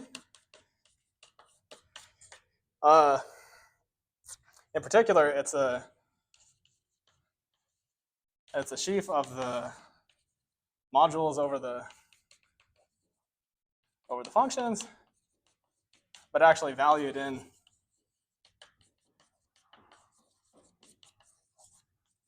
right dh bar module, and it's locally free of rank R over that. So you can tensor it over dh bar with that thing, where you're just tensoring over dh bar regarded as bimodule over itself, because this is right dh bar module, this is left dh bar module. And now the point is, the curve is something fixed. That's just like test object we're using. But E is something that varies in the moduli. And so instead of this thing being vector space, it's really going to be like vector bundle over Hilbert of T star h bar. C, yeah. It's defined by this. L just means left. To remind you, it's left D module, so that makes sense. So if I want to work with only right D modules. Where is that fermion? No. So the functional integrals with fermions are like just formally always compute determinants of some operators. And then the point of the discussion is that to compute determinant, you just say it's like holomorphic section of whatever line bundle with zeros wherever that operator has kernel. So if you want to understand what that is, you just need to understand how the kernel of the operator as a vector bundle in the background. This is like very general. So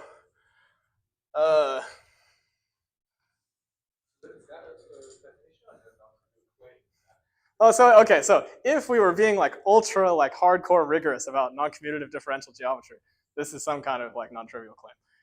If we're just working as algebraic geometers and we don't worry about where the stuff came from analytically, you can just take this as a definition. I think it's a good definition. Anyway.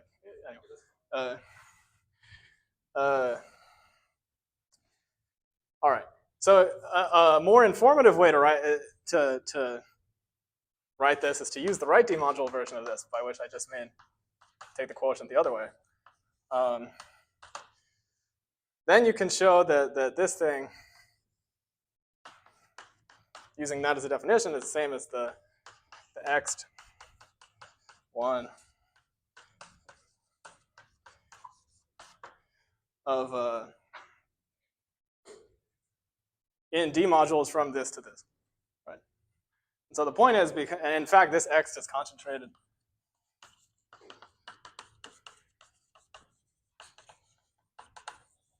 in degree 1. So because E is like vector bundle over the moduli space valued in D modules, and you take the X over D modules, this thing is now just a vector bundle over the moduli space. And you can think about it, and it's actually infinite rank vector bundle. Because what it is remember, it's supposed to be something like sections of the restriction of the bundle to an affine curve.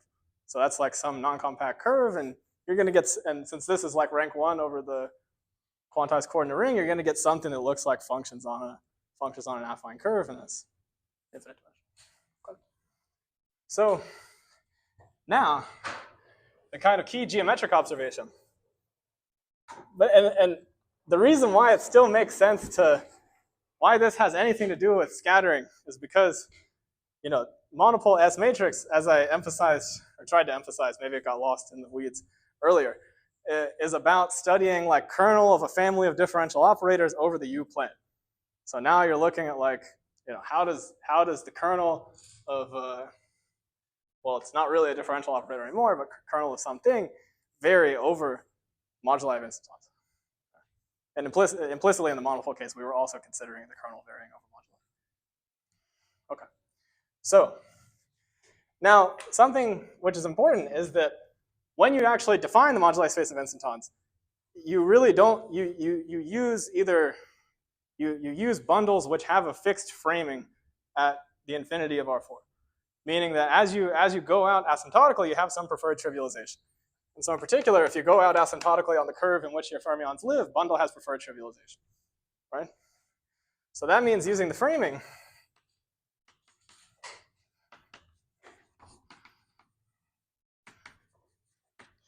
there's canonical map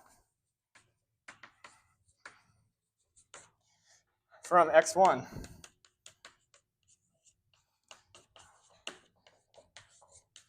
to roughly like, you know, asymptotic sections or whatever, you know. So it'll be canonically the framing space entering the ADHM construction in series over Z inverse, or on series.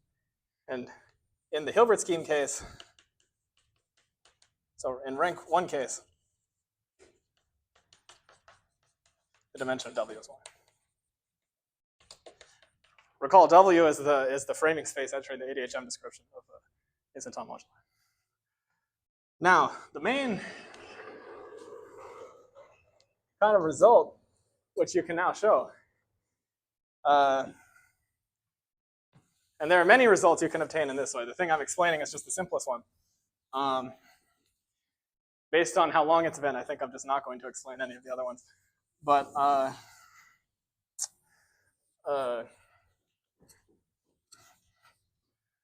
okay. So kind of main thing is this canonical map satisfies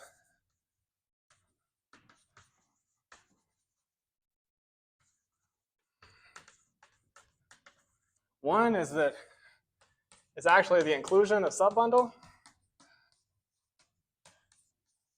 So this is kind of intuitive. It's just saying like if you expand at infinity, you don't lose anything. And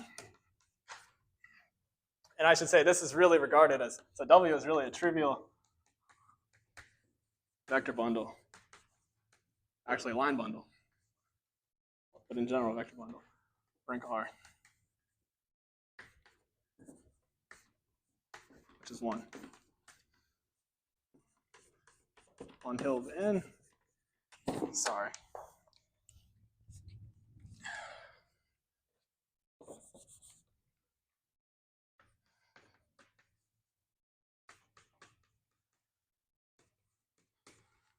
Okay, and number 2 is that the kernel of this map, where you, I'm not gonna write this over and over again, where you include to here and project to here, is actually isomorphic to the kernel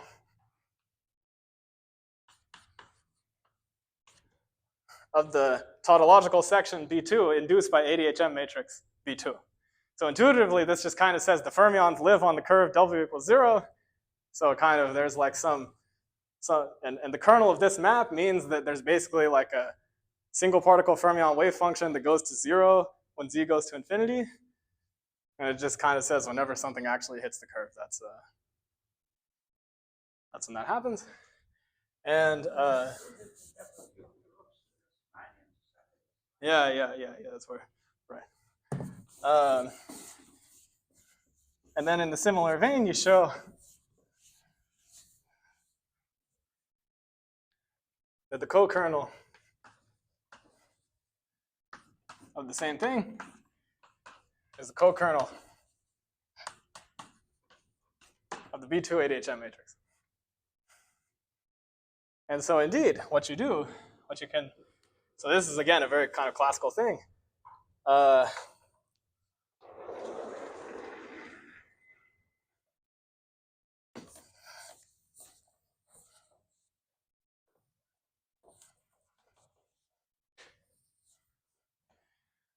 What you can do is you can define Grassmannian of H for some, so here H will just be series in Z minus 1. is the same as the subspaces such that the, let me call it H plus, so this maps to H plus polynomials. It's basically subspaces such the projection to H plus has finite dimensional kernel and co-kernel.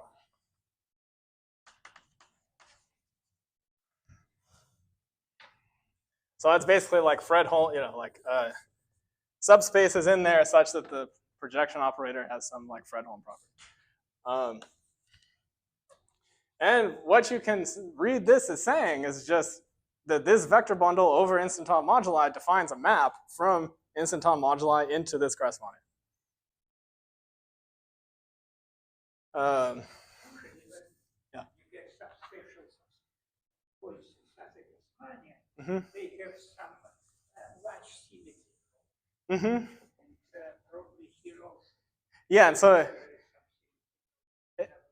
it turns out that exactly this affine Yangian that I was talking about before is related to this huge symmetry group of this Grassmannian.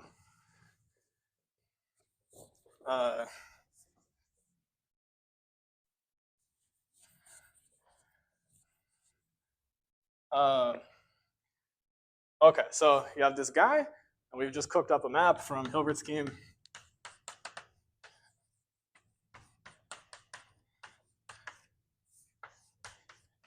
into here. And I claim that's like some very abstract version of taking the scattering data. Okay. And now what you can do is you can observe that just, one of the nice things about this guy is that just like finite Grassmannians, it enjoys a Plücker embedding, right? And where does it embed? Via Plücker embedding, it embeds into nothing other than the projectivization of the Fermionic Fock space. Maybe up to duals, but don't worry about this.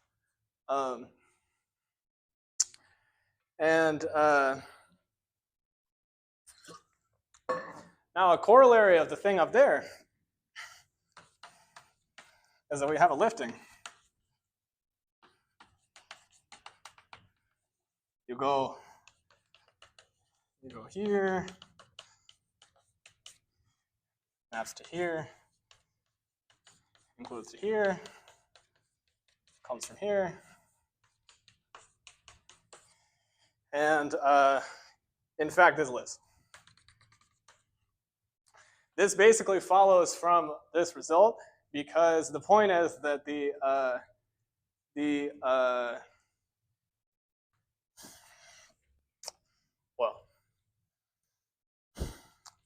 line bundle on here, which comes from the pullback of O1 on this projective space, is basically the dual of the tautological determinant line on the Grassmannian. But what this thing says is that the dual of tautological determinant line pulls back under F to just O twisted by the divisor of the determinant of B2. But determinant of B2 is actually a global function on the AHM space because determinant of matrix does not depend on the basis. But that means that the pullback of O1 under this long chain of maps is actually just trivial. But if pullback of O1 is trivial in a mapped projective space, that means the map lives. And then you call the lifting, I'll call the lifting W. Because what it does is it gives me, as promised, a state in the Fock space that depends on a point of instanton moduli. So there you go. And moreover, the lift is unique. If we just normalize the vacuum matrix coefficient to be the determinant.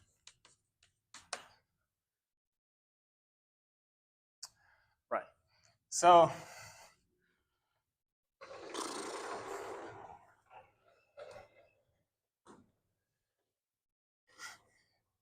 I want to call that vector is kind of like the simplest version of this instanton scattering operator. It's a vector in the Fock space, depends on the choice of instanton. This is going to be like the first row or column. This is like the analog of the first row or column of the Monopole S matrix. If you want to know how to define the full matrix, I'm definitely not going to have time today, but it's in the paper. But just as a toy, just because everything can be done in this kind of easy situation, I'm going to tell you, like, how do you actually show that this thing satisfies properties analogous to the monopole ones to justify this kind of name. Well, Just make sure I understand. mm-hmm. So you give me a point, space, Mm-hmm. and you fix the testing curve Mm-hmm. at w equals 0. Mm-hmm. And then if you ask the boundary value of the states, Mm-hmm. you give subspace of this curly edge. Mm-hmm. And how does that give me how does that give? Okay, so that gives you a subspace in curly H, and you can take its Plücker coordinates to get something in the Fermion-Fock space up to scaling. Right. Yeah, the Plücker coordinates is the Plücker coordinates is that's that vector up to scaling, and then I'm just saying that in fact I can fix the normal. If you have a vector up to scaling varying in moduli, you have to be careful about whether or not you can actually normalize it over the whole moduli. I'm saying that you can, and the reason is because the vanishing locus of like the first Plücker coordinate is just where the determinant of B2 vanishes. But because that's a global function, that means that the pullback of determinant line is actually trivial. In particular, if you choose a fancier curve, like you could do much of this for curve and symplectic surface. And it's very likely the case that it will not actually be trivial in a more global situation because the analog of determinant B2 might not actually be a function. Okay. Anyway. Right. So far, I've just told you how to like actually rigorously construct the state. I still have not told you how to like characterize it in any more explicit terms. So now I'm going to tell you how to actually characterize this guy. So to characterize, maybe there's two ways to characterize it. And since I'm already kind of 10 minutes over, I'm just going to do the one where you can see the monopole stuff most simply. It's that recall we have an open subset in the instanton moduli space given by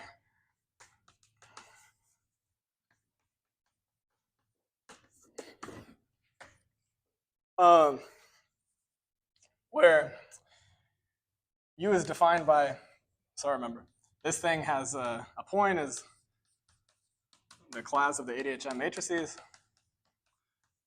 And this is where B1 is diagonalizable with distinct eigenvalues, Z1 up to Zn.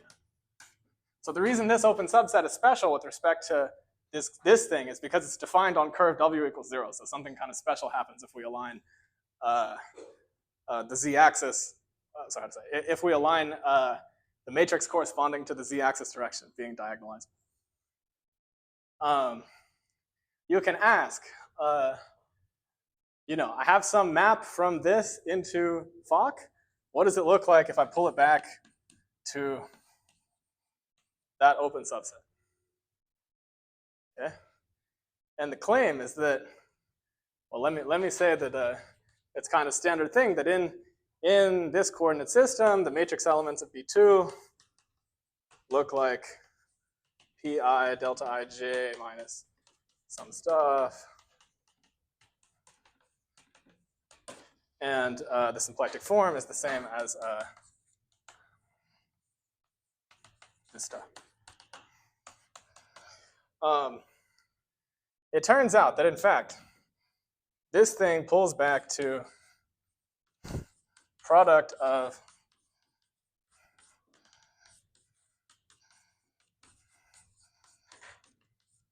these guys acting on vacuum vector. And this is kind of what you would expect in terms of the picture like that, because what you want to say is that if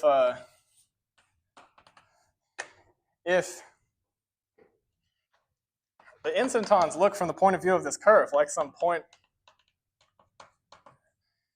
defects, you want to say that kind of like if I had the path integral on this curve coupled to the instanton gauge field, that maybe it should be equivalent to a path integral in a trivial background gauge field, but with some operators inserted to take the instantons into account. This is kind of precisely how, like, if you view, conformal blocks as some operators, as some objects you're allowed to heck modify. This is like saying you can either think of them as objects coupled to general bundle, or if your bundle is heck modification of trivial, it's equivalent to conformal blocks with some operators inside. And so this is kind of a surface analog of this statement.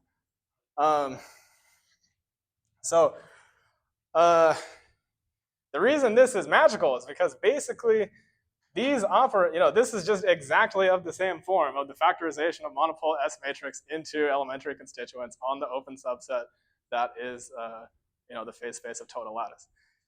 Yeah. So this is captive W. Mm-hmm. Section of some line bundle. Trivial line bundle. And you're restricting that to the line bundle to this open subset U. Mm-hmm. Now remember, yeah, okay, W is the map from this into the Fock space. I'm pulling back that map to U. So I get a map from U into the Fock space. The map from U into the Fock space is defined by saying that its matrix elements are the same, its components in the basis are the same as the components of the basis in that thing. This open set is isomorphic, in fact, to, it's just cotangent to AN with the diagonal deleted one.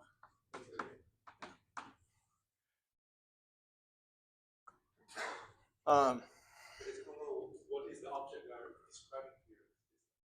Yeah, so I'm saying this vector is of the form matrix factored applied to vacuum.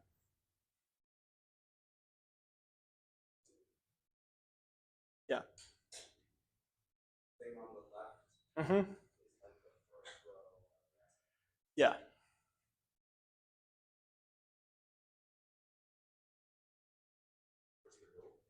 Or column, what I don't remember, but yeah. Yeah, the thing that this, because like vacuum vector and SL and GL2 module is like highest weight vector or whatever. So this is like if you take the monopole S matrix and apply it to the highest weight vector, you'll get some other vector, and that thing is given by the factorized monopole. On the open subset, it's given by the factorized monopole S matrix applied to. Right. So you take lowest weight vector in the module. This thing is a product. Right. Right. The other magic thing about this is that, in fact, each of these has a kind of easy quantization, right? Because if you're just on this open subset, these are Darboux coordinates, and essentially the only thing you got to do to quantize is replace P by derivative with respect to Z. And you can, in fact, show that, so Malik and Akunkov define this R matrix, which lives in basically endomorphisms of two copies of the Fox over U. And you can, in fact, show that basically, I'm going to be really vague about what is U because I'm already over time and I don't want this to take forever. But you can show some equation like the following thing. If you have something like D by dz1 minus d phi in the first tensor factor of the Fock of z1, and then d by dz2 in the second factor of the Fock with no z1 and z2, just z. So here what I want, this is an operator in Fock tensor Fock with coefficients in quantized functions on T star A1. And if you conjugate it by this Malikow-Kunkov R matrix, you can just show that the definition of that guy means that this thing satisfies equation like this.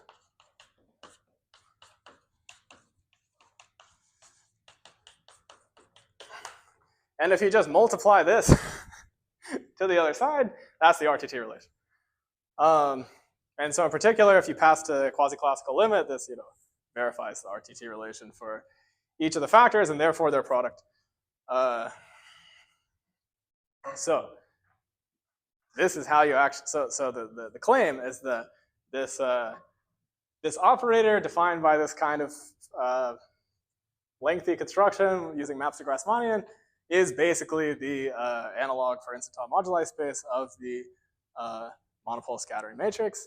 And what I mean by that is that it satisfies several properties analogous to to monopole S matrix. Using more, so other things you can show along these lines is like this thing has to do with differential operators on A1, and differential operators on A1 is related to this W1 plus infinity algebra, and it's also known that like certain limits of the affine Yangian degenerate into some stuff to do with W1 plus infinity, and basically the W1 plus infinity of the T star C here is just identified with the one coming from affine Yangian. So I'll just call it here, and maybe one other thing is if you use the like honest matrix version of this and not just this like shortcut where we define the vector, you can show that if you restrict to the S1 fixed locus in the instanton moduli space corresponding to a monopole moduli space, it does in fact restrict to the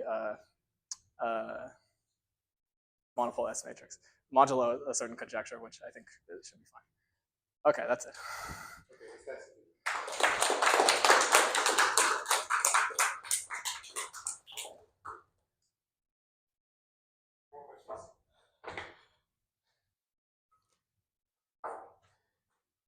Does sigma have an analog in the monopole rule, or it doesn't have?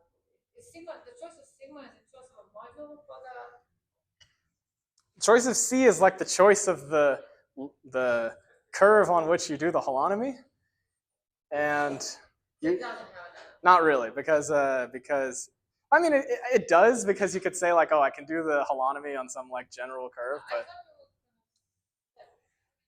You don't get different modules for the Yangian